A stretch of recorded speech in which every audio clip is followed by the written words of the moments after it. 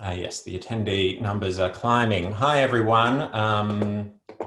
Thanks for joining us, and thanks for your patience. We were just having a couple of technical difficulties to get through before we started. Welcome to the webinar titled Governance for Not-for-Profits During COVID-19. This is an initiative by TriPeaks, which is a collaborative project funded by the Victorian Government and involving the Victorian Alcohol and Drug Association, the Centre for Excellence in Child and Family Welfare, and the Victorian Healthcare Association. And its purpose is to promote cross-sectoral collaboration and good governance across those the sectors that those peaks represent. I'd like to start by acknowledging that the country that we're meeting on, for me, that's the lands of the Kulin Nation, specifically the Wurundjeri Willam in Brunswick. But I imagine that we're meeting across broader lands than that. So I'd like to acknowledge the traditional owners of these land, extend my respects to elders past, present and emerging. Extend that respect to any Aboriginal or Torres Strait Islander people participating in the webinar, as well as acknowledging that the sovereignty of this land was never ceded. So I'd like to say thank you to Cornwalls. Cornwalls is one of Australia's oldest independent law firms, dating back to the late 19th century in Australia, and has offices in Melbourne, Sydney and Brisbane. Today, Cornwalls are lending TriPeaks their time and expertise on a range of matters relating to governance. And so VADA and the TriPeaks project would really like to thank them for that. The four speakers are Dean Katz. Dean specialises in corporate and commercial law, corporate governance and mergers and acquisitions. Dean advises on legal aspects of corporate governance, directors' duties under the Corporations Act and general corporate matters, including negotiating a variety of contracts. Radhika Kanai is experienced in complex court litigation and dispute resolution, with expertise in corporate reconstruction and insolvency, personal insolvency, leasing disputes, contractual breaches and Corporations Act matters, including actions for breaches of directors' duties. Martin Alden practices across all areas of employment, industrial relations and safety law. He has worked for a range of clients in the not-for-profit sector, including social and supported housing and home care services.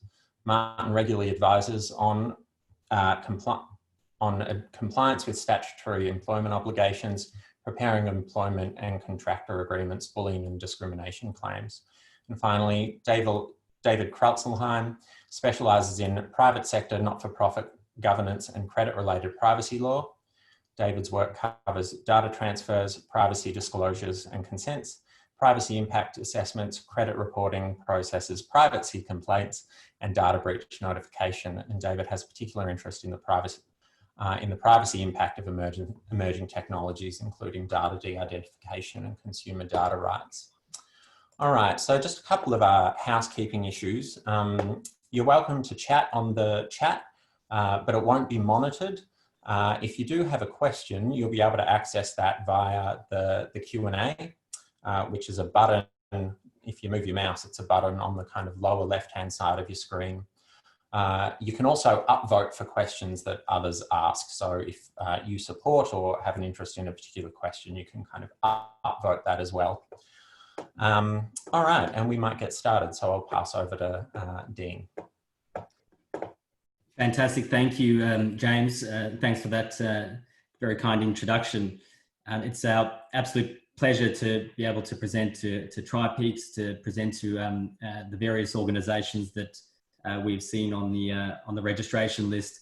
And if I may, just at the start, I would like to express our gratitude to all of the organisations, the representatives, those attending this webinar, for all the remarkable work that all of you do for our community, especially at a time like this.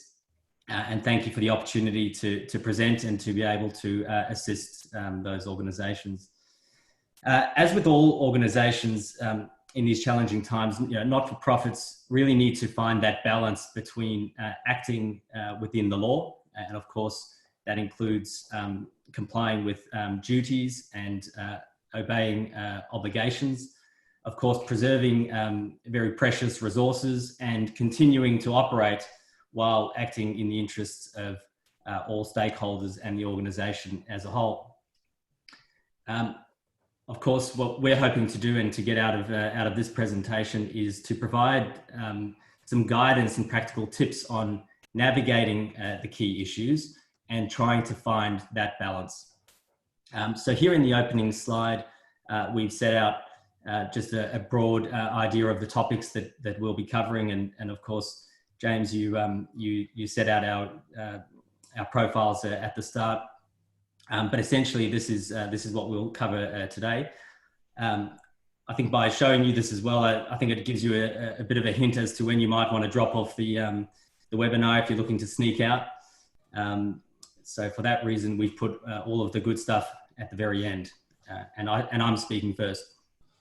As you can see, we've broken down the session into four key topics. I will start by really setting the context and then starting to talk through the ACNC governance standards, directors' duties, and what is a recent High Court case which interpreted the definition of what is an officer, and of course, following that through who can be held personally liable for breaches of directors' duties.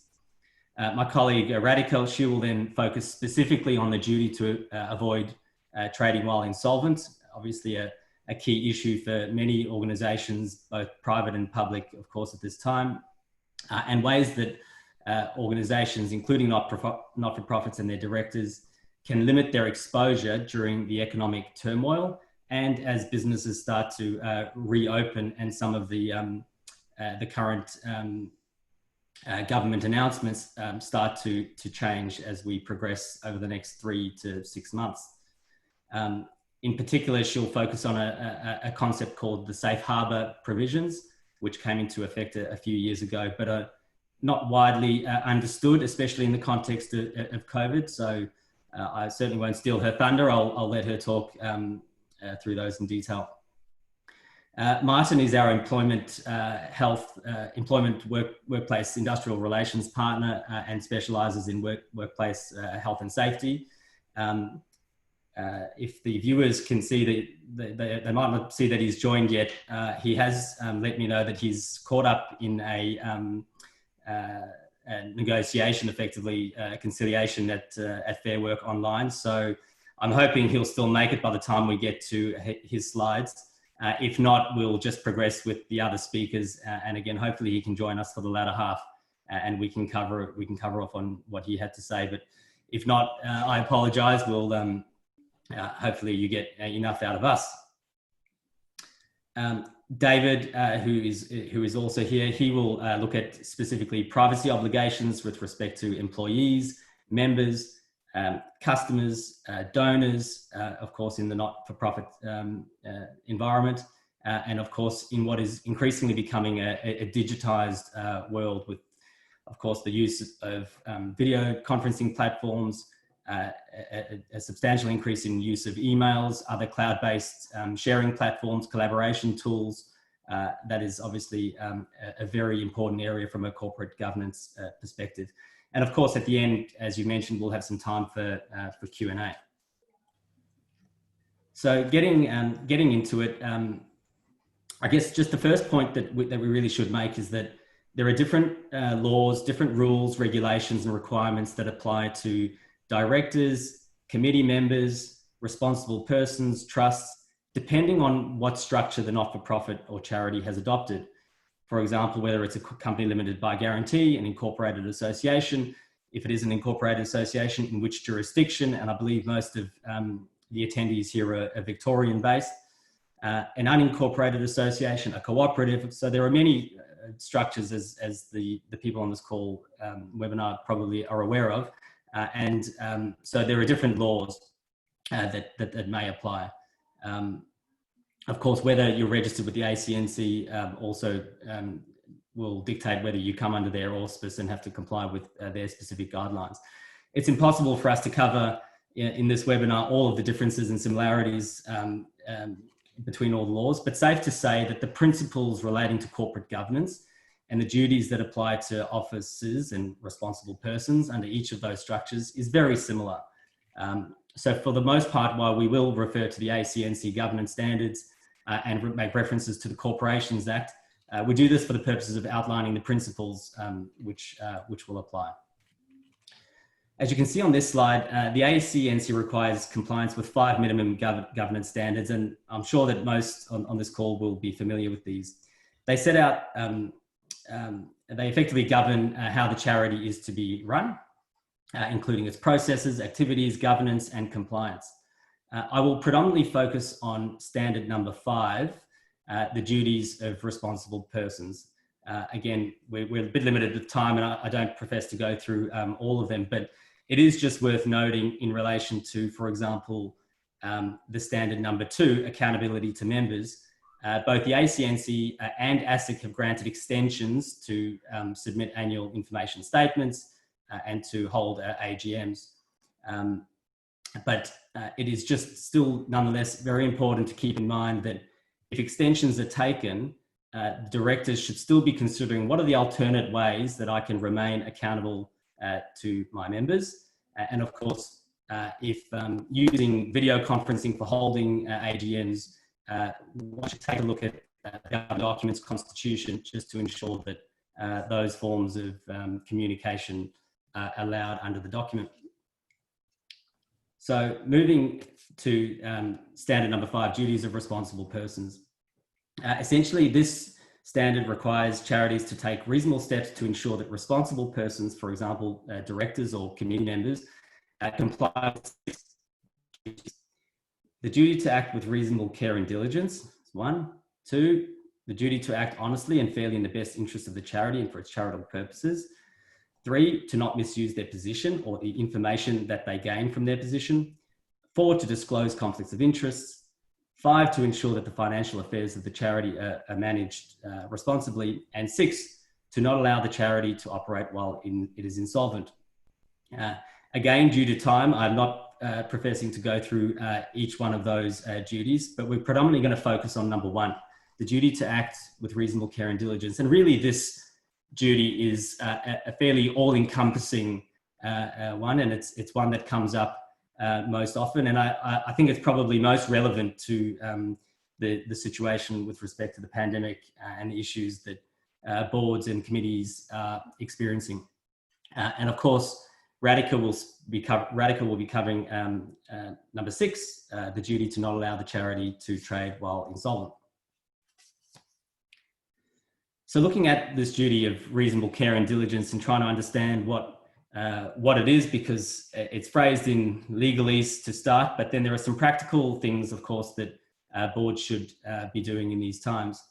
The legal test for compliance with this duty is that you have exercised your powers and discharged your duties with a degree of care, skill, and diligence that a reasonable person in your circumstances would exercise.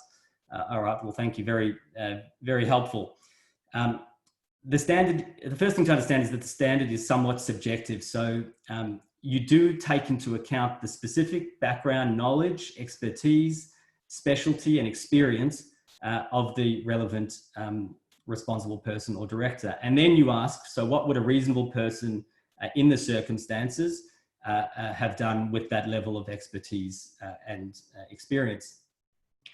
And some practical things and ways to comply with this duty, again, I've set out on the slide. Regardless of COVID, this is important, but I believe these things in this context become all the more important. It's important to have an in-depth understanding of the activities, operations, and finances of the organization, which of course is becoming, as we know, extremely challenging during the pandemic. Things are changing rapidly. Decisions need to be made very quickly. It is very difficult. We're seeing, certainly within our own business, but absolutely within our clients, both private and public, to keep up with the level of information and the speed of change. And of course, then relating that back to the financial impacts that it has on the organization, on budgets, on forecasts, and on other elements of financial management, looking at immediate term, short term, and then even into the longer term. The key is to hold regular meetings and stay informed and to take advice where required. It's important to remember that being informed isn't just knowing about the issues or being aware of what the issues are and the consequences. It is absolutely crucial to understand them, again, as best as possible in the circumstances. And of course, some leeway is likely to be given to directors by the ACNC, by the courts if it ultimately got to that, given the uncertainty at this time. But what we're finding is that to some extent, there is probably a higher expectation in terms of communication, seeking to fully understand the situation, taking specialised advice where possible and where required. And certainly what we've seen with our clients, especially following the Royal Commission into the financial services industry, which is obviously a different industry to what that we're speaking to here, but nonetheless, we're finding that those principles of good governance have applied across private, and they are absolutely flowing through across to public and to not-for-profits. Now more than ever, it's important to attend board meetings, committee meetings, and of course, we're able to do that now via all these wonderful pieces of technology. To prepare for those meetings, to be actively involved in those meetings, receiving the days of receiving financial papers, I guess for even some of the non-financial board directors, and simply reading those and then following the advice of others is just not really acceptable anymore. There needs to be a full understanding of what goes with it, so that an independent assessment can be made and a decision ultimately made. Again, often to be informed and engaged, we need to rely on the assistance of others, whether it's the CFO, professional advisor, or industry experts. It's important to recognise that there's really no one-size-fits-all approach. Some organisations, for example, might benefit from setting up a risk committee, which can comprise all of the board members, some of the board members, other skilled experts who can come in and assist the organisation to zero in on what are the technical issues that need to be addressed. And of course, as I think I've said, if you obtain advice, you still need to consider that advice, assess that advice in the context of the interests of your stakeholders in order to discharge your duty. You can't simply follow it blindly.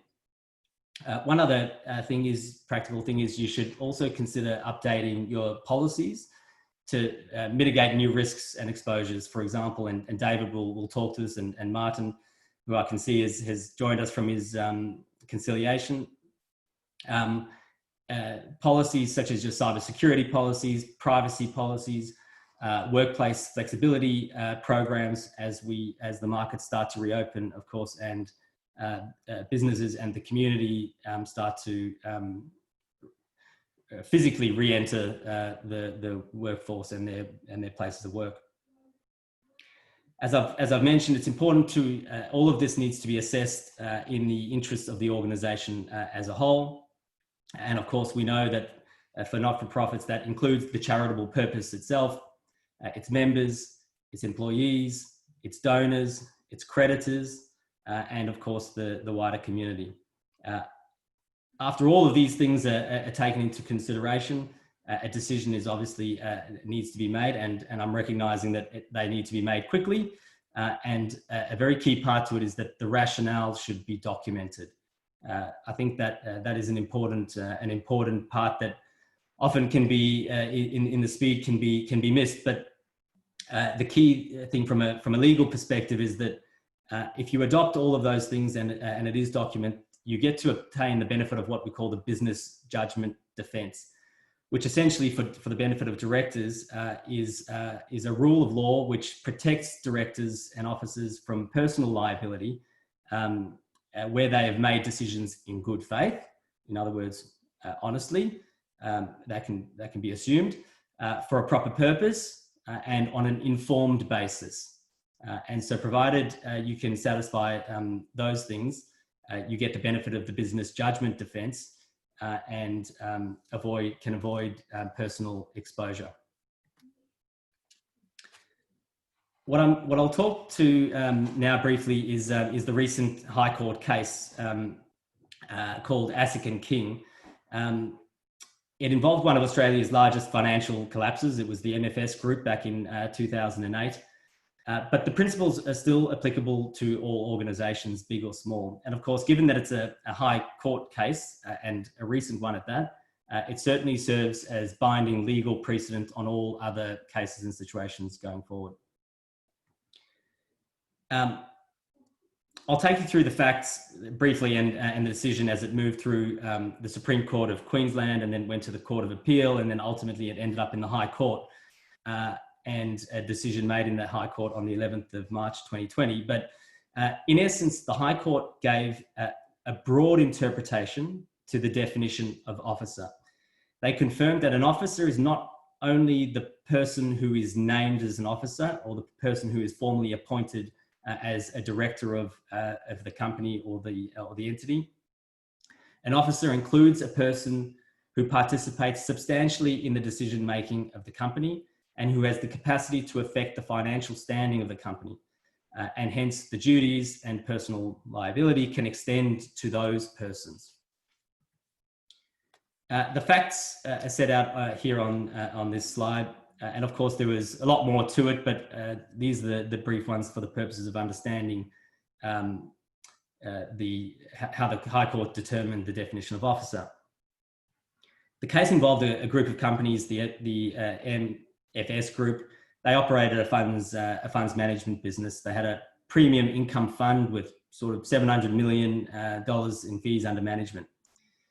MFS Limited was the parent company of the group. And Mr. Michael King, he was the CEO and the executive director of that parent company.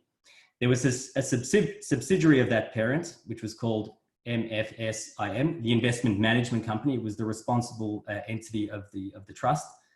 That subsidiary borrowed $200 million from the bank and then used $130 million of it by way of drawdown and paid it to discharge another debt unrelated within its group. Mr. King was not formally appointed a director of that subsidiary company, which is obviously the key point. So this needed to be determined.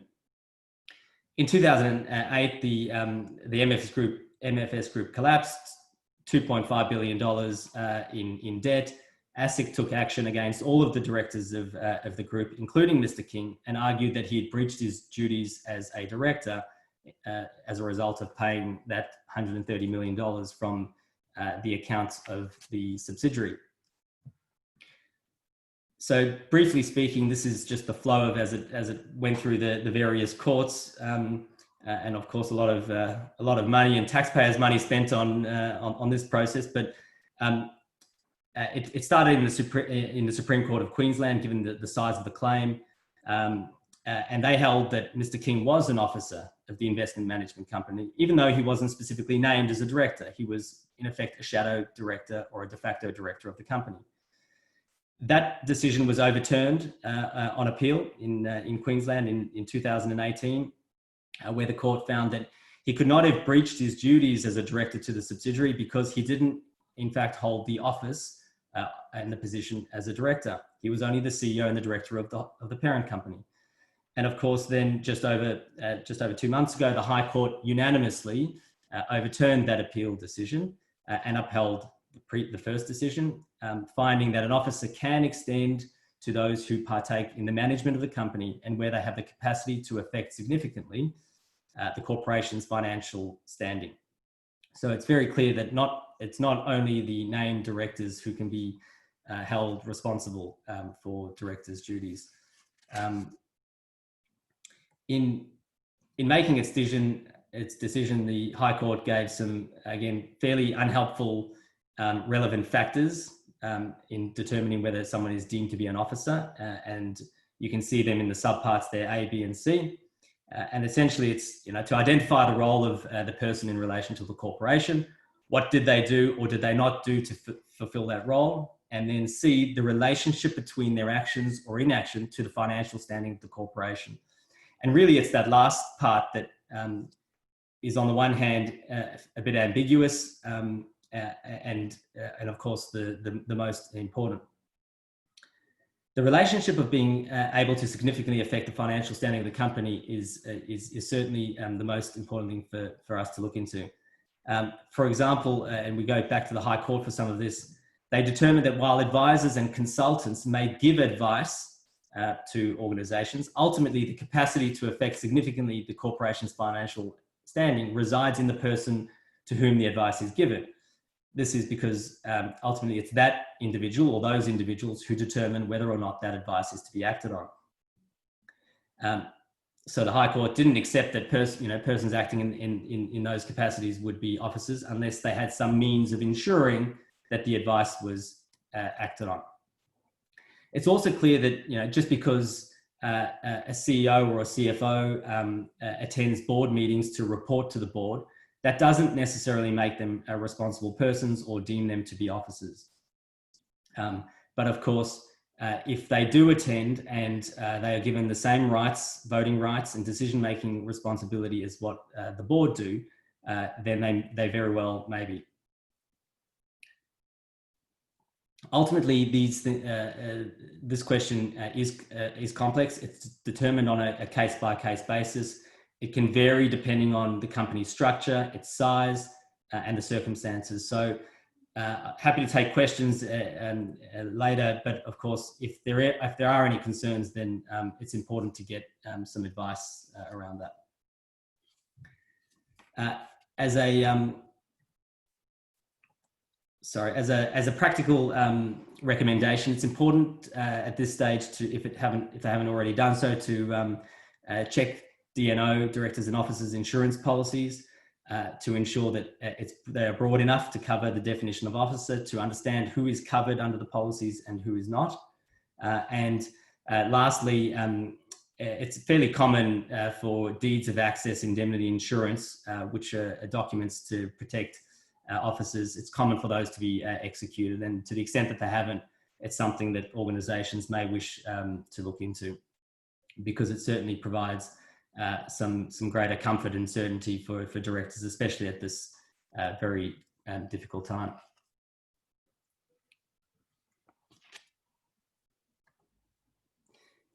So look, in summary, some key takeaways. It's essential that boards, that committee members, responsible persons, or those who may be deemed to be directors act with integrity, diligence, and to a large extent common sense, recognising that there is absolutely nothing common about the scenario that we're finding ourselves in.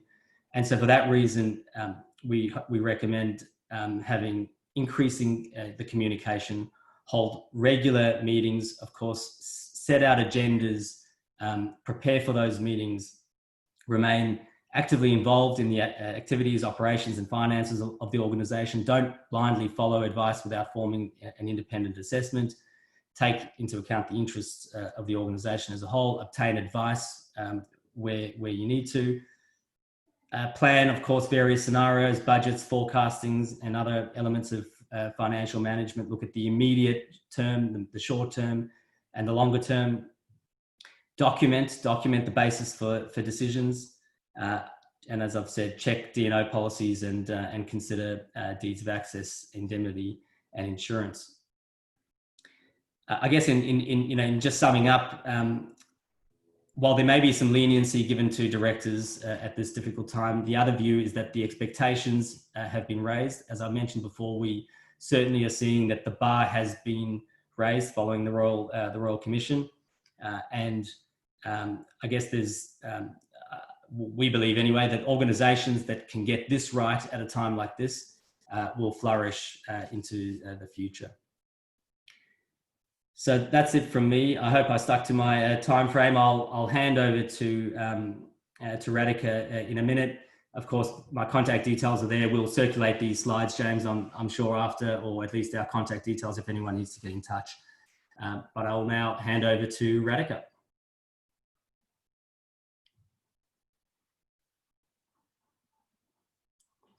You're just on mute, Radhika. Always gets me that. Thanks everyone. Hello. Thank you, Dean. As mentioned by Dean, I'll be looking at the situation concerning the insolvency period, insolvency during this period of COVID-19. Dean, if you can get to my next slide. Yes, that'll be great. Thank you. In particular, I'll be discussing insolvent trading laws and the federal government's measures providing temporary relief or a temporary COVID-19 safe harbour, as it's been termed, from personal liability for trading while insolvent. I'll also focus specifically today on the laws as they apply to NFPs and charities. And then finally, I'll discuss what protections some organisations might wish to seek beyond COVID-19, beyond the legislated temporary relief period.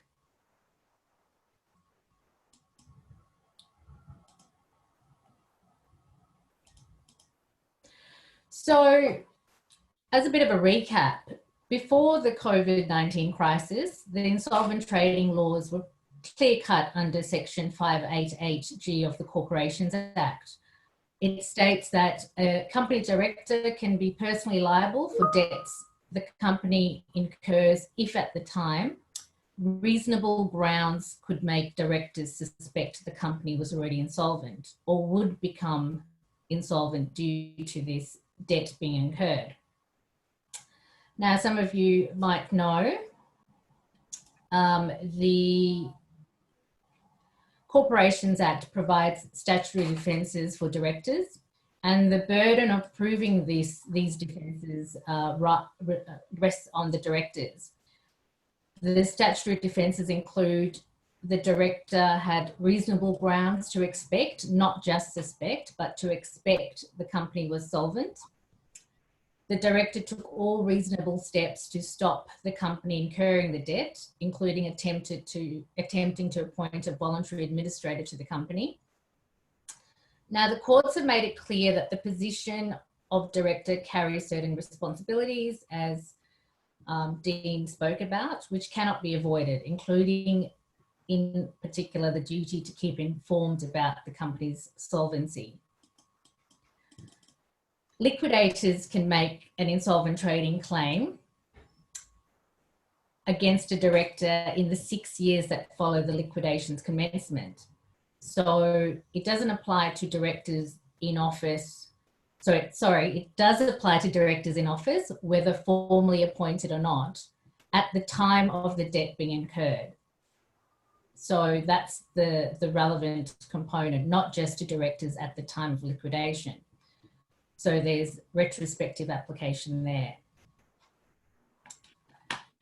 In relation to what's changed, following the commencement of the COVID-19 crisis, Section, it's a mouthful, 588G AAA of the Corporations Act was introduced on the 23rd of March 2020, with the passing of another mouthful, the Coronavirus Economic Response Package Omnibus Bill 2020 by the Federal Parliament.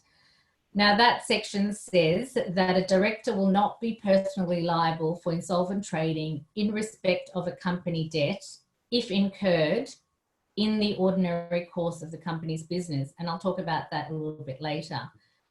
But if incurred in the ordinary course of the company's business during the 6-month period from 25 March to 25 September 2020, or given how things have been rapidly changing, any longer period that the regulations prescribe. So at this point in time, there's a 6-month period which expires on the 25th of September. And directors will be able to rely on this relief if the debt was incurred before the appointment of an administrator or liquidator during this 6-month period. In looking, perhaps if you could just stay on that slide, Dean. Thank you.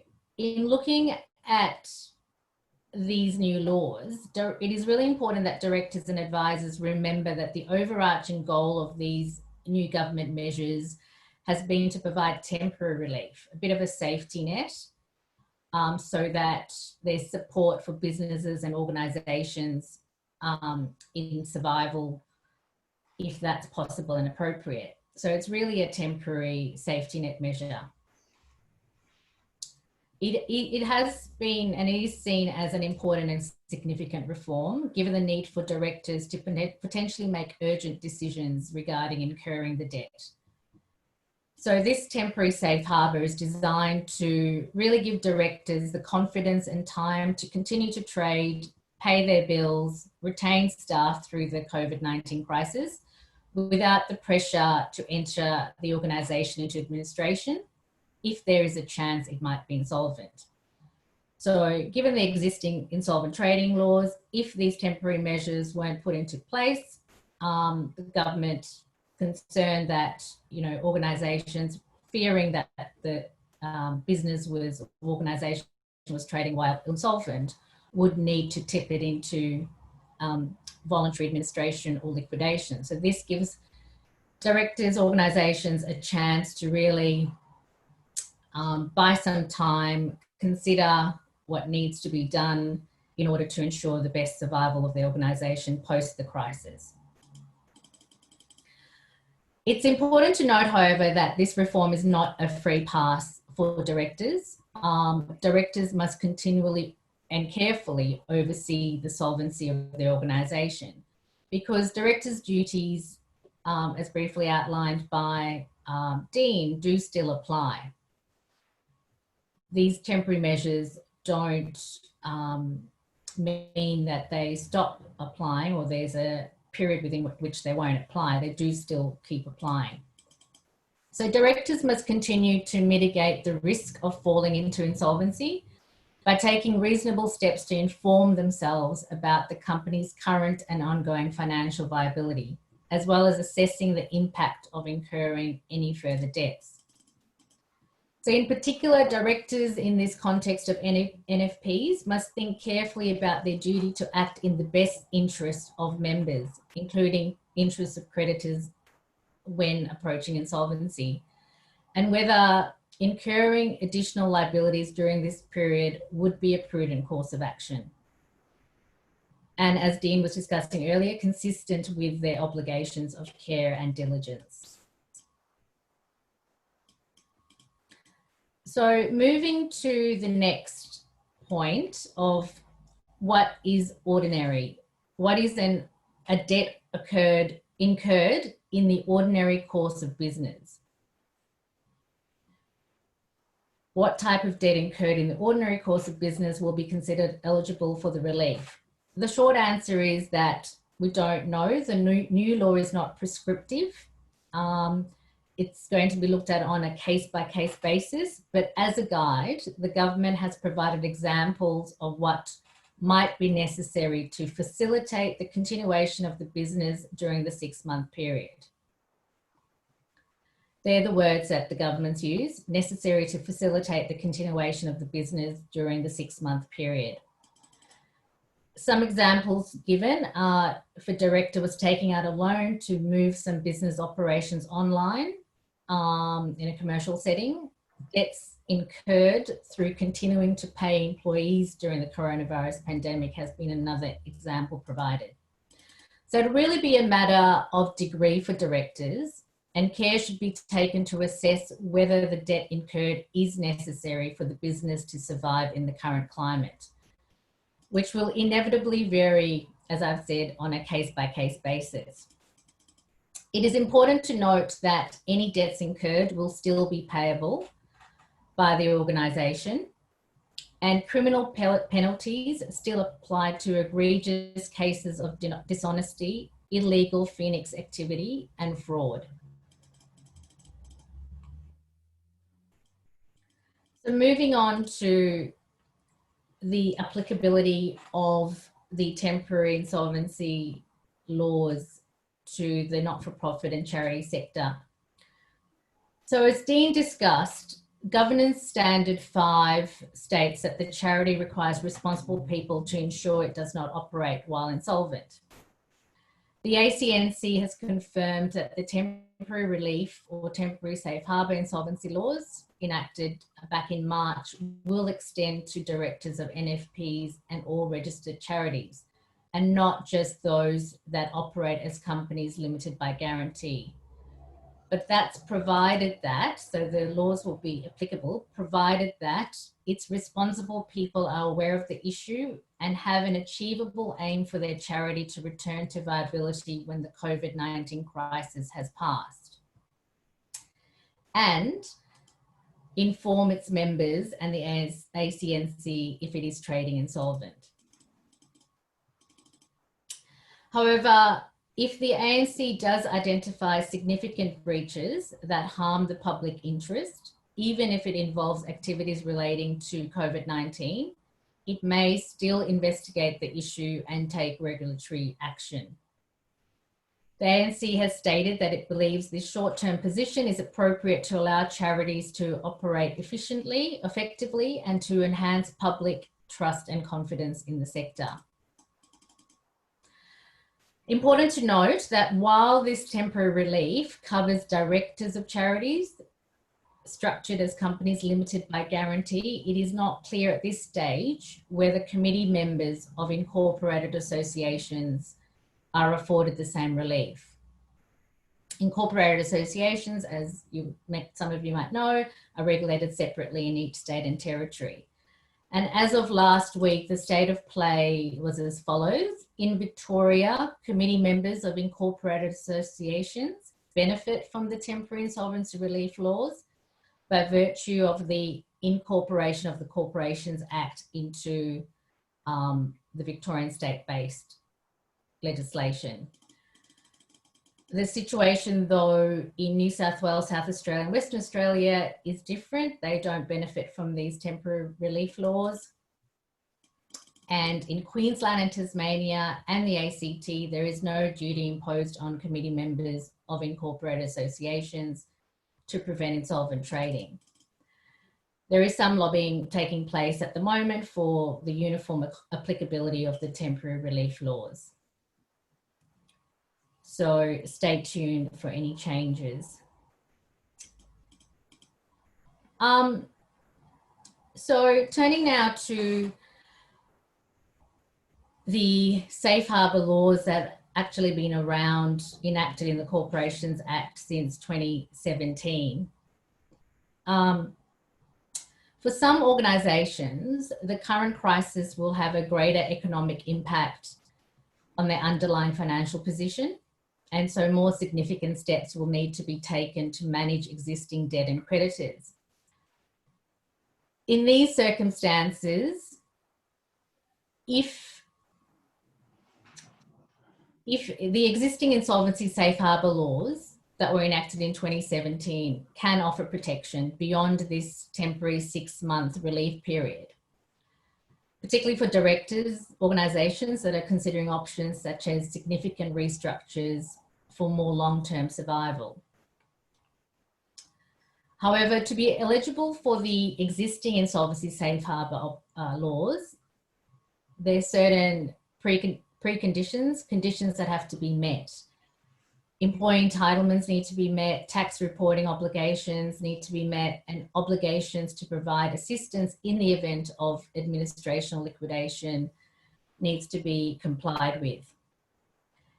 From 18 September 2017, directors could gain access to a safe harbour from personal liability for insolvent trading in certain circumstances. So the Safe Harbour Amendment that was made to the Corporations Act states that personal liability does not apply if at a particular time after the person starts to suspect the company may become or be insolvent, the person starts developing one or more courses of action that are reasonably likely to lead to a better outcome for the company than the immediate appointment of an administrator or liquidator. So the course of action that is being started to be developed has to be one that is reasonably likely to lead to a better outcome for the company. And the debt that is incurred or incurred directly or indirectly in connection with that course of action does not attract personal liability. So at the moment, we've got this pause or moratorium, this temporary relief for 6 months. However, once the 25th of September passes, if there is still a suspicion that the company or the organisation may become or be insolvent, then steps should have been already started to have been taken to develop a plan that is going to be reasonably likely to lead to a better outcome than having to put the organisation into a formal administration or liquidation. There are also additional conditions which need to be met in order for directors to qualify for safe harbour and therefore escape personal liability, such as whether the director informs themselves about the organisation's financial position, takes steps to prevent misconduct by officers and employees, takes appropriate steps to ensure the organisation maintained accurate financial records, obtains advice from appropriately qualified advisors, such as a lawyer or accountant specialising in insolvency, and takes appropriate steps to develop and implement a plan to restructure the organisation to improve its financial position. So what is essential here is that there is a turnaround plan worked out in consultation with a qualified insolvency advisor, setting out clear and appropriate steps to getting the organisation back to financial health, and that plan is followed by the directors. There also needs to be documentation evidencing this plan via board minutes and papers. Dean mentioned documenting reasons to evidence the business judgment rule defence earlier, and it's equally as important here if you wish to rely on the safe harbour defence. So, some key takeaways to recap and to summarise.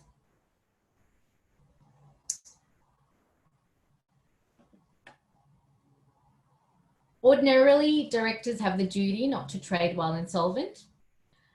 The federal government has given this 6-month relief period to directors until the 25th of September 2020 from personal liability for debts incurred during this period.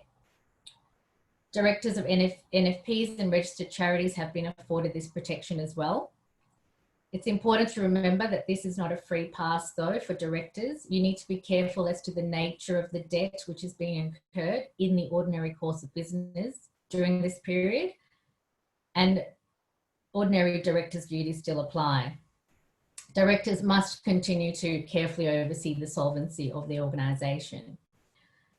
And I encourage you all to consider looking beyond the 6-month period now and use this time to seek advice and consider whether a restructure plan is necessary for the continued survival and financial health of your organisation, where you can minimise your personal liability by engaging in these safe harbour laws. So I'll now pass to Martin. You can see my details there, obviously open to questions after our session ends, but you can also contact me directly. Thanks, Radhika. Hi, everyone. My name's Martin Alden. I'm also a partner at Cornwalls, and I focus on employment, workplace relations and safety. I'm going to be discussing today work health and safety during COVID-19. Obviously, that's very much a hot topic at the moment, given that we're in the midst of a pandemic, which is all about health and safety, really. So we'll go through that in some detail. We'll start, though, by maybe taking a step back for those who are not that familiar with the safety laws in Australia. It is a state-based jurisdiction, so each state and territory of Australia has its own laws. However, a number of years ago, that was felt to be unsatisfactory, and that really it would be ideal if there was a national safety framework in place. So several years ago, a number of the states agreed to put together what's known as harmonised laws, where they would each adopt a set of safety laws which were highly similar, if not identical, so that there'd be this uniformity and consistency throughout the country. And of course, Victoria, pretty much as they're doing now, showed that it wanted to be different than everyone else and has stuck to its own system. So we're still governed by the Occupational Health and Safety Act of 2004, which is different in many respects to the harmonised laws. In many others, it is similar. And I guess when we talk about similarities, the reality is in Victoria, as compared to the other states, when it comes to the duties of employers to employees, the obligation is essentially the same. And if we look at the next slide, the high level obligation really is for employers to ensure, as so far as is reasonably practicable, the health and safety of its employees, and that involves a range of measures, including providing and maintaining a safe working environment, providing and maintaining safe systems of work, providing and maintaining plant and substances in a safe condition, providing necessary information, instruction, training and supervision, and providing adequate welfare facilities. And that's really the overarching duty that employers have to their employees. And there's obviously significant sanctions available against employers that are found to have breached their safety duties. And just continuing on with the theme of officer liability, it's not just the employer that can be held liable for a safety breach. Obviously, the officers and directors can also be exposed to prosecution for any breaches. And in Victoria, it is a bit different there compared to the other harmonised states, where it provides at the moment that if a body corporate is found to have committed an offence and it is attributable to an officer failing to take care, then the officer is also guilty of an offence. So we'll go through briefly the position in the other states, but in Victoria, for an officer to be liable, there has to be a breach by the organisation as well. And when looking at whether an officer has taken reasonable care, the court considers a range of factors, including what the officer knew about the matter, the extent of the officer's ability to make decisions that affect the company, and whether the offence is also attributable to an act or omission of someone else. And what this has meant in Victoria is, for larger organisations, it's often highly unusual for an officer to be personally liable. But if they are, there are some significant sanctions available, which are set out in the slide. If we move to the officer liability in the harmonised jurisdictions, it is very different. In those jurisdictions, there's no need to prove a breach by the entity. So in Victoria, if the entity breaches, then the officers, only then can the officer be on the hook. In the harmonised states, officers have a positive duty to exercise due diligence at all times to ensure the entity is complying with its work health and safety duties. And really, what the law has shown is that officers must show that they have taken meaningful steps when exercising, to show that it has exercised due diligence. And as you can see there, there are some pretty significant fines and even imprisonment for a breach. When you're looking at what is due diligence,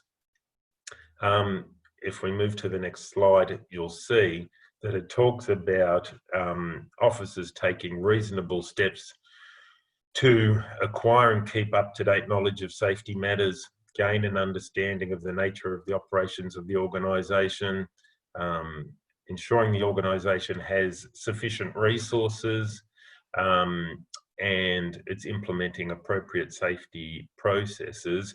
And this is something which I regularly speak to boards about, in terms of it's not enough anymore, which I think was often common the case, and still is in many organisations, where the board just delegates the safety duties and responsibilities to a dedicated person or persons, and says, all right, well, we've assigned that, we've hired someone or engaged someone who is a safety professional. We can put our feet up now, knowing that we've delegated that responsibility.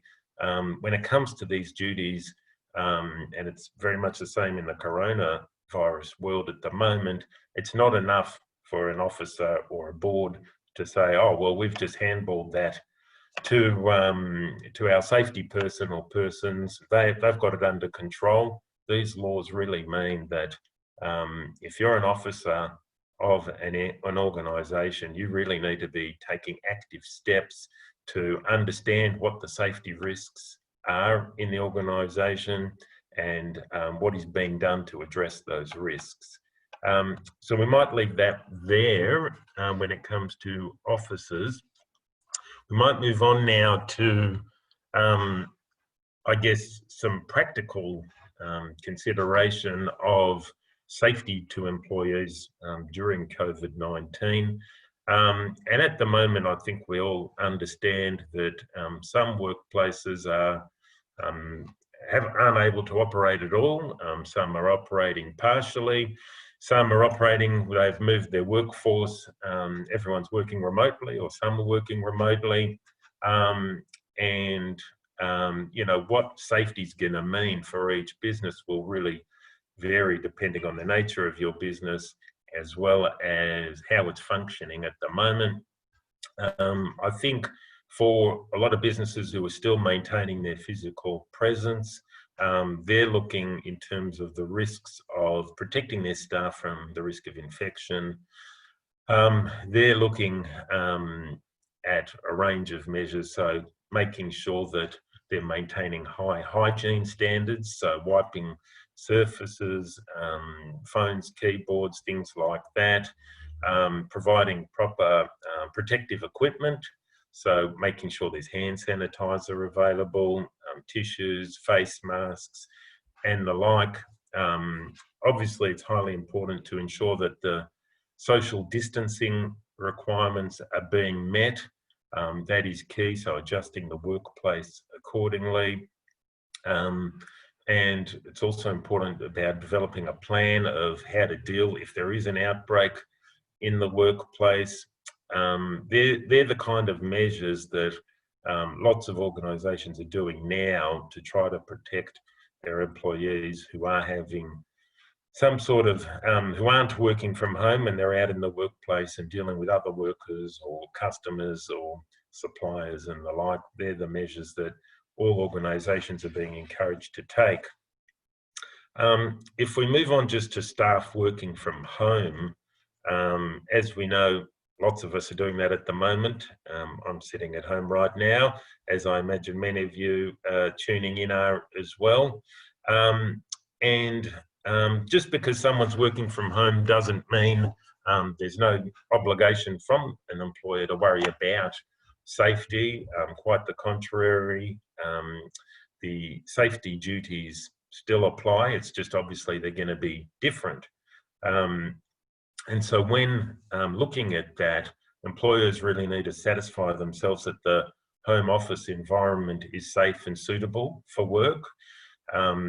Something that I often recommend is, especially in the world at the moment, is asking employees to complete a self-assessment checklist, which covers off on key things to make sure that the workspace is safe and suitable. So, for example, that they have a chair with appropriate lumbar support, that there aren't any loose cords on the floor, that they have a smoke detector in their premises, things like that, just to make sure that it is a safe working environment.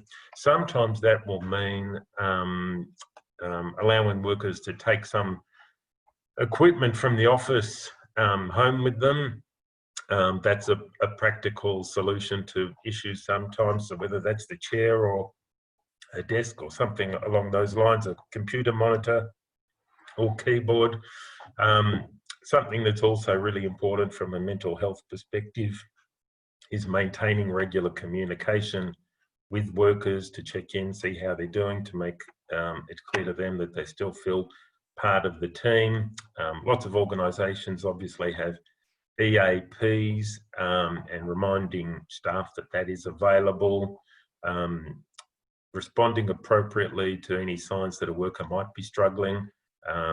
You know, we are all being told to isolate, and that leads to lots of mental health issues in lots of different people, and maybe even consider appointing a contact person who can talk to people about those kind of concerns.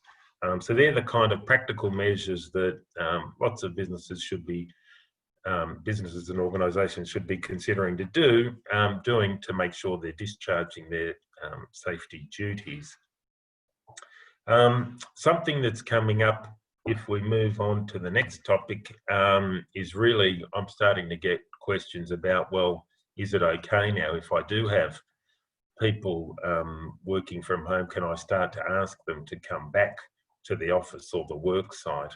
And the answer to that, which is a really good lawyer's answer, is it depends. I mean, it has to be safe, obviously.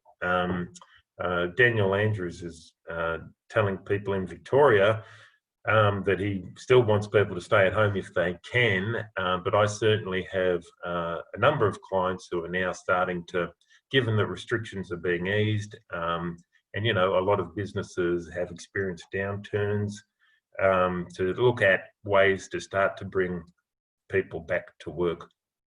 And the thing that I say is, well, first think about, you know, who really needs to be there. Is there a need? Or is it just desirable? I've had a few clients say, well, the working from home arrangement does seem to be working for some, but not for others. So that's part of the reason why they'd like to get people back. It's obviously important to do a risk assessment before allowing staff to come back if they've been away. And as I said at the start, what that's going to look like will be different for every business or organisation. Some have staff who are customer facing, dealing with the public. Others have co-workers who work closely together. So the ability to manage the social distancing requirements and maintain a healthy and safe environment will be difficult, and that will really vary from organisation to organisation. Some of the things that can help reduce it is looking at, you know, encouraging employees to get tested before they come back. Some organisations are doing the temperature screening. There are heat-sensitive cameras that are out there. There's some of the things that organisations are looking at to reduce the risk of an outbreak and keep people safe. And obviously making sure the work environment is set up so that it's hygienic, and those social distancing requirements can be met. And obviously it requires ongoing monitoring and review of those measures. If we move on to the next one, which is domestic violence, which was obviously a hot topic already, and there's been an acknowledgement in society that having people predominantly stuck at home and under enormous stress and anxiety, given what's happening in the world, is likely to mean that there's increased issues of family and domestic violence, sadly, and employers there do have some obligations as well. You'd be aware of the domestic and family violence leave that was introduced not too long ago. And really, from an employer, things that you should consider doing are, if you don't have a policy on how to deal with it, you should be developing one and implementing one.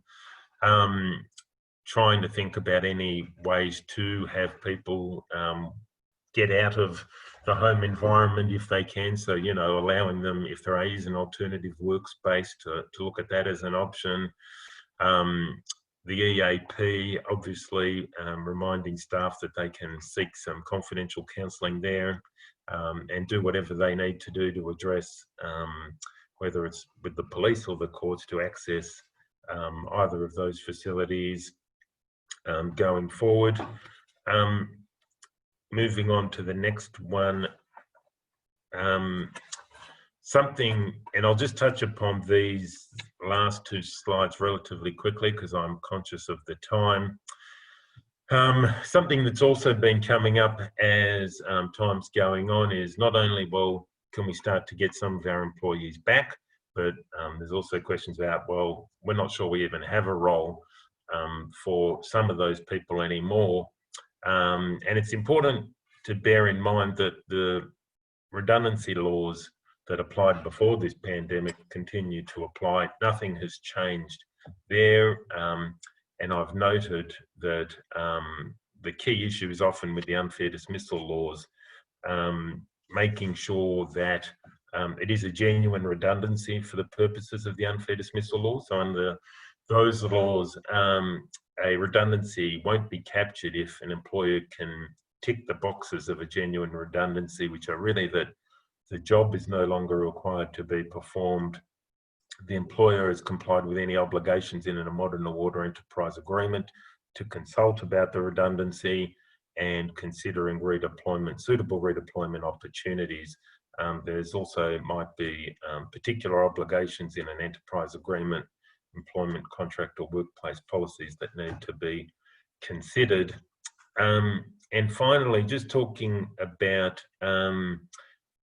whether it's okay to offer full-time employees roles as casual. So something that I've been asked is, well, we're not sure we've got a full-time or even a part-time role, but is it okay? Can we offer them casual employment? And this particular issue was considered last year, obviously well before the pandemic, in the case of Deanie and Patrick Projects. And in that case, the company retrenched more than 40 employees following voluntary redundancies. 4 of the workers argued their redundancies were not genuine, as they had been offered employment as casuals, and they said, well, see, this is a sham. But the Fair Work Commission said, well, no, we disagree. We do respect the right of businesses and organisations to use casual employment as a legitimate tool, and they provide greater flexibility. So that meant that it wasn't an unfair dismissal in that case. I've completed my section today. Thank you all for listening. Obviously, like everyone else, I'll take questions and handball over to David. Thank you, Martin. I'd just like to start by echoing what Dean said and say we really appreciate and value the chance to speak to all of you and acknowledge the valuable work that you and your organizations do in the community. So thank you for that. I've got the equivalent of the graveyard shift, so I'll be very quick and succinct and to the point. That's a promise. The first slide I'd like to move on to is just to set a bit of the context of this. There are privacy laws throughout the country that apply to all of us.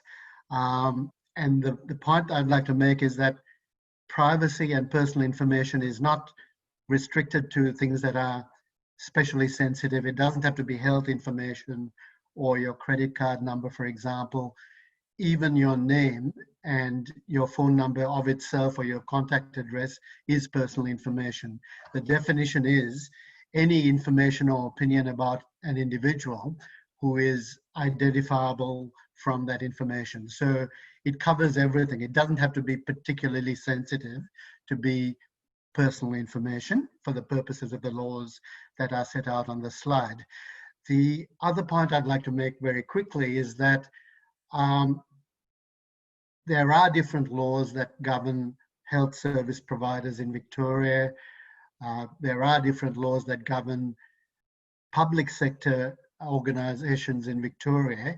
The thing to note is that if your organization is a recipient of grants or a contractor to government, it's likely that you would be caught by the public sector laws as well.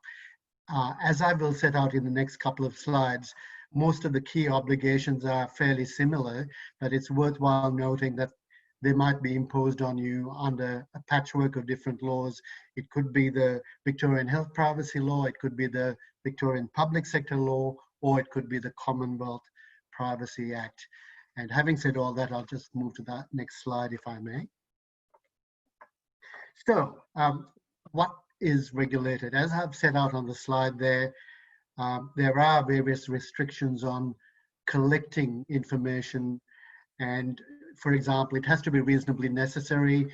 If people walk into your clinic or refuge or whatever the context is, and there's an application form for relief, it should only have relevant information on it. You can't ask them about their blood group, for example, if that's not relevant to the service you're providing to them, or their relationship status, if that's not relevant. Again, you can't ask them that because it's not reasonably necessary or directly related to the function or activity you're engaging in with them. Also, you might have seen all of us as individuals get served up with a whole lot of paperwork at the point of initial interaction with a business or other organization or government.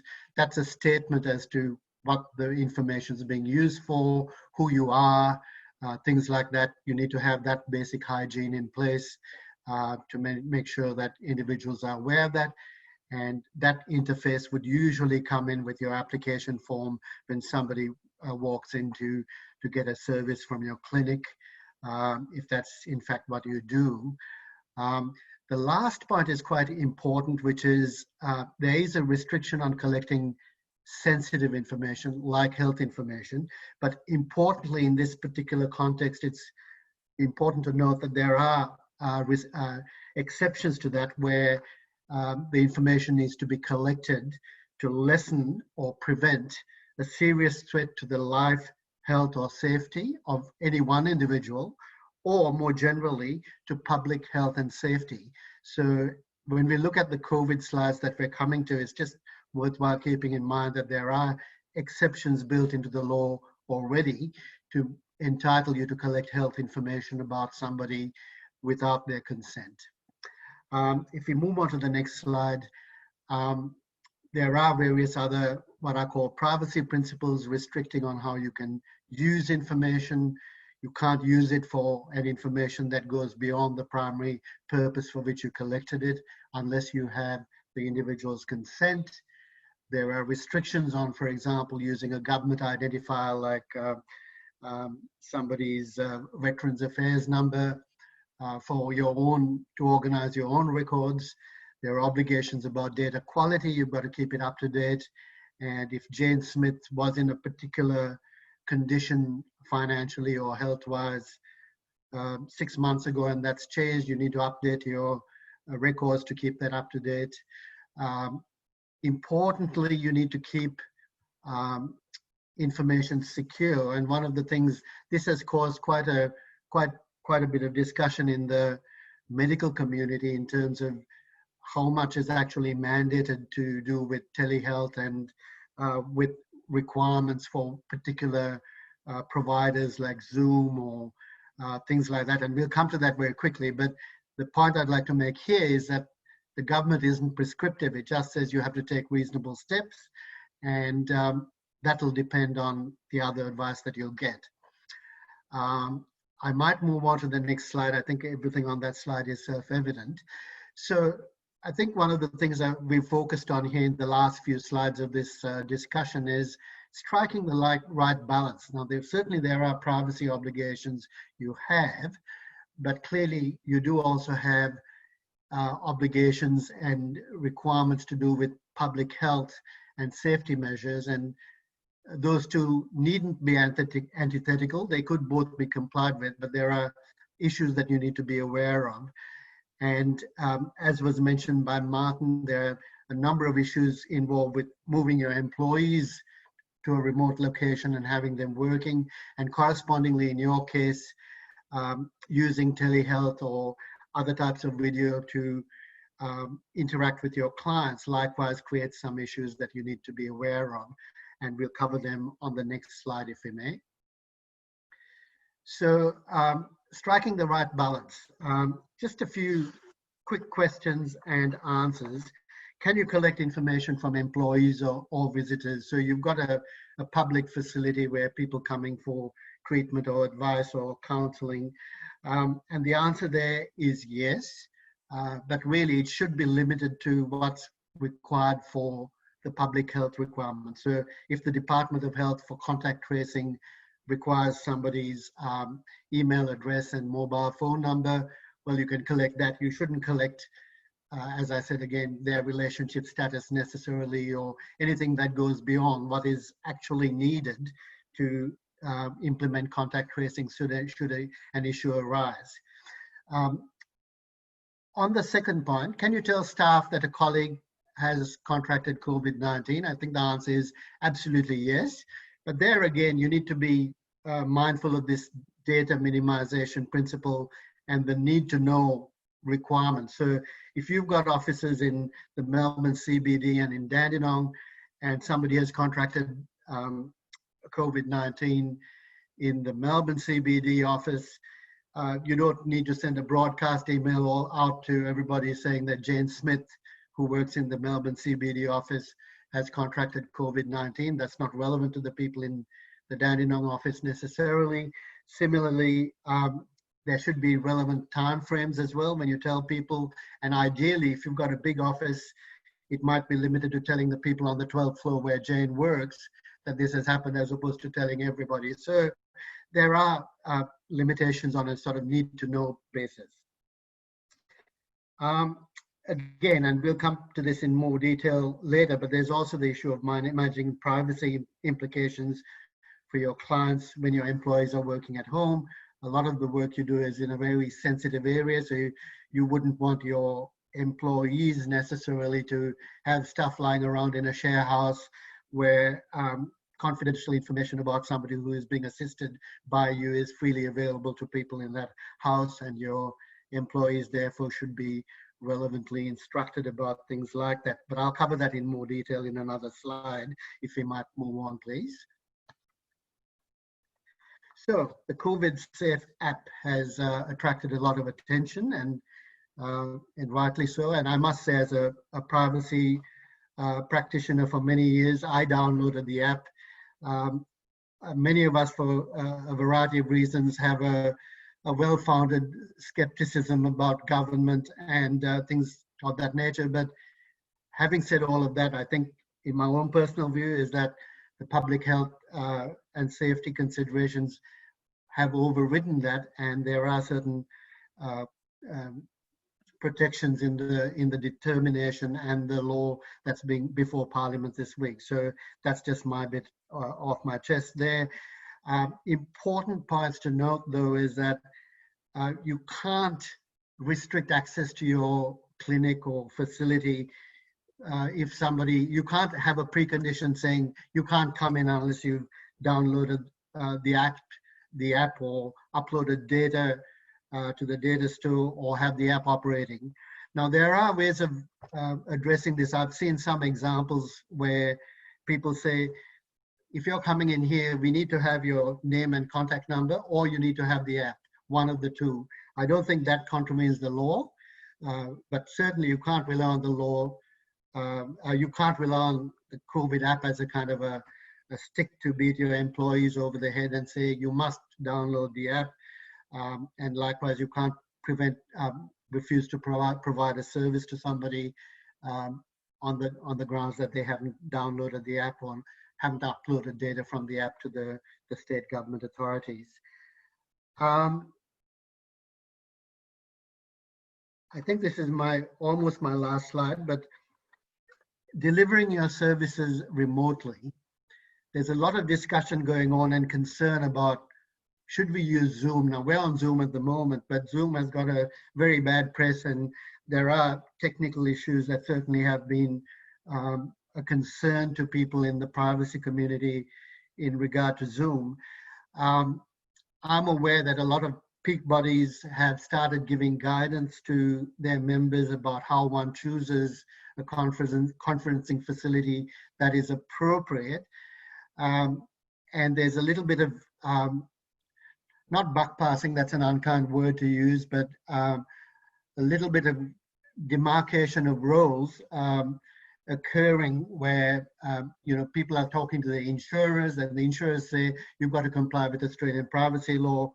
The Privacy Commissioner says you've got to take reasonable steps. So there isn't a safe harbour, to use a phrase that is quite common in this presentation. There isn't a safe harbour saying that if you use Skype for business, you're okay and you get a tick. Unfortunately, you've got to use something that's fit for purpose. And in doing that, you've got to sort of go with the herd, go with what your professional peak bodies are saying, go with what the consensus is. And that's sometimes hard to determine, but unfortunately, I can't give you a better, more guidance than that. Now, in terms of telehealth, there might be clinical reasons why it's not appropriate and you need a face-to-face and in-person meeting anyway. So having these facilities is not a panacea. You need to do things like manage the physical space to make sure that you're not going to be disturbed when you're having an interview. Correspondingly, you should ask your client to be in a quiet space where nobody barges into their room and so on.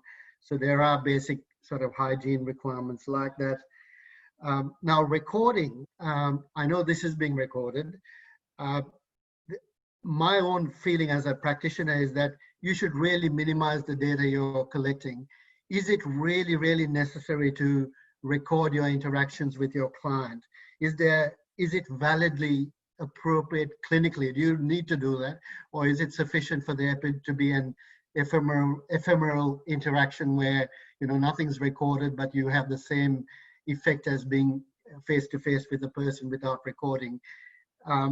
Once you record something, it then creates a burden on you to ensure that it's being securely stored and so on. So that would be the counsel I would give to do with recording. And then rely on the guidance provided by peak bodies. Now, the Australian Psychological Society has released some guidance about principles for choosing video conferencing technology, and it's, you know, very basic commonsensical things that are stated there, but it's still helpful, and it just shows that there isn't a magic bullet. You can't sort of go to Skype for business or something like that and say that satisfied our obligation. And having said all that, I'll just move to the final slide. There are a number of important points to keep in mind about maintaining data security. And I'd like to just draw a distinction here. We're not necessarily talking only about personal information. If you're a peak body, you might be dealing with confidential information about companies or incorporated association, which doesn't handle a person. So when you're talking about maintaining data, there are privacy issues about individuals, but there are also more general confidentiality issues, which means basically all of that data, whether it's personal information or not, should be treated in a particular way. So there are heaps of things to consider from a practical level in getting your business working properly, like secure mobile phones and laptops.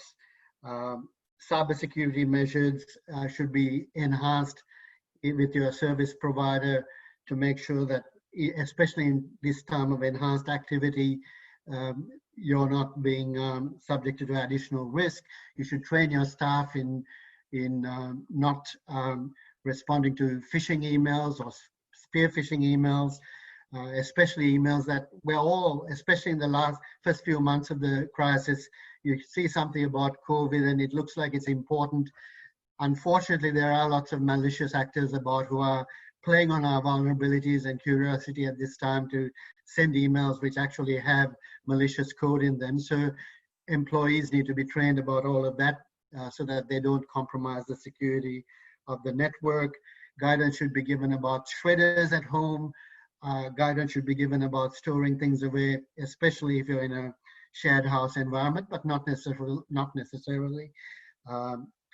Use of email accounts and not personal accounts, because people might blur the lines and start using their Gmail account for work because they're at home, for example, to access your printer more conveniently, things like that. So lots of issues to consider about all of this, including access. Data breach guidelines, I won't go into, but it's worth noting that if you believe that there's been a compromise which causes the risk of serious harm to somebody, and I know you have a lot of personal information involved in the services you provide, it might involve an estranged partner being brought in touch with a potentially violent former partner or something like that. And those types of things might mean that you need to promptly tell the person that their address or location has been compromised, for example. I might just move on to the final slide, which I think is just my contact details, if I'm not mistaken. Please feel free. We've got a few minutes left for Q&A, but as Radhika said, happy to field queries directly as well. Thank you for your attention. Thanks, David, and thanks, Dean, Radhika and Martin. I'm just unmuting everyone. A very interesting presentation covering a wide range of very, very complex issues. So it's no surprise that we've gone a bit over time on this. We have only received one question from Sam, my boss. So I'll read that out. I think it might be most relevant to Dean's presentation, but anyone else that wants to jump in, please feel free to do so. Sam said, does the concept of reasonableness apply to circumstances where directors have acted diligently and in a reasonable manner, yet due to service demand, client complexity, or under-resourcing, things go wrong? What's the defence in sort of situations where there's, I guess, complex factors? Good question. Look, I mean, the answer really is that the law definitely recognises that things go wrong, and it comes back to, and there's obviously a lot of case law on this business judgment defence. The concept there is a recognition by the law, by the courts, that directors are placed in a position within very complex organisations, even at the best of times, making critical decisions based on the information that is available to them at the time, and again, provided and then made worse in a COVID-19 scenario, but provided and the question used the word diligently, and that's the key. Provided diligence is exercised, skill, reasonableness, diligence is exercised. If ultimately things go wrong, you've got protections under the law. And what is diligence comes back to all those things of being informed, taking advice, meeting regularly, setting up risk committees, all of that sort of things, so that and documenting, so that you can come back and say, well, we did act reasonably. These are all the things we had to take into consideration. Despite all that, things didn't work out for this, that, and the other reason, or things took a change, and we're covered. Yep. Yeah, we have just received one other question from Chester, and I think it'll be for Martin. It's about health responsibility for volunteers. So whether those kind of obligations and duties towards health and safety extend to volunteers. Yeah, that's a good question, Chester, and one that I certainly neglected to address. The short answer is yes. So under the work health and safety laws, the duties extend to anyone who would be affected by the organisation's operations or undertaking. So that certainly extends to volunteers as well, and their health and safety should be treated as being no less important than the health and safety of the actual employees. And Jeff's just gotten in with another one, which I wondered about as well, and it's for Martin. In regards to the OH&S laws in Australia, the harmonised states seem to put a higher obligation on officers than Victoria. And is there a reason why Victoria hasn't adopted that harmonised position? That's a good question, and one probably best for Daniel Andrews, who seems to have his hands full at the moment, understandably so. And to be honest, there's no real good answer for it. I think Victoria, so it was originally Victoria and Western Australia that were the outliers to the harmonised system, and Western Australia late last year announced that it will now be moving to the harmonised system. Victoria is very much digging its heels in, and to be honest, I can't think of a good reason why it would, especially when it comes to things like officer liability, when really it makes perfect sense to impose a positive duty on directors and officers to actually make reasonable efforts to satisfy themselves that these health and safety obligations are being met. And look, I suspect eventually Victoria will join the rest, and it has slowly started to update its laws to reflect the harmonised laws, but there are still a few key discrepancies, and officer liability is just one of them. Great, thanks Martin. All right, well we might finish up there. I do just want to emphasise to everyone that if you have further questions, please send them along to either any of our presenters or to VADA, and we'd be happy to publish the responses to those. And we will be making a recording of this and the slide pack available, so everyone who registered will get some information about that. And I'd just like to finish by thanking Radhika, Dean, David and Martin for their time, and Cornwalls. Thank you. Thank you. Thanks for having us. Thanks very much. Bye-bye. Bye.